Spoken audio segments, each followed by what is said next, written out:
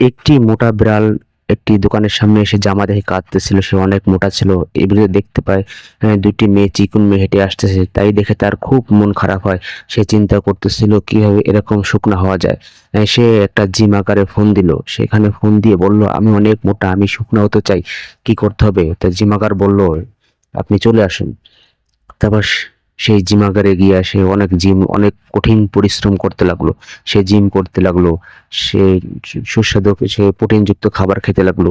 সে দৌড়াদৌড়ি করতে লাগলো। সে কঠিন পরিশ্রম করে তার ওয়েট কমানো শুরু করলো। এক পর্যায়ে দেখা যায় সে স্লিমের পর্যায়ে চলে গেছে। সে আরো পরিশ্রম করতে লাগতো। অনেক পরিশ্রম করতে লাগলো। এক পর্যায়ে দেখা যায় সে অনেক স্লিম হয়ে গেছে। সে দৌড়চ্ছে, সে অনেক সুন্দর হয়ে গেছে। তাকে দেখতে অনেক সুন্দর লাগছে। এখন সে সেই দোকানের সামনে এসে সেই জামাটি কিনলো। এক পর্যায়ে সেই মেয়ে বিড়াল দুটি তাকে দেখে খুব আফসোস করতে লাগলো এবং হিংসায় জ্বলে পুড়ে ছাই হতে লাগলো।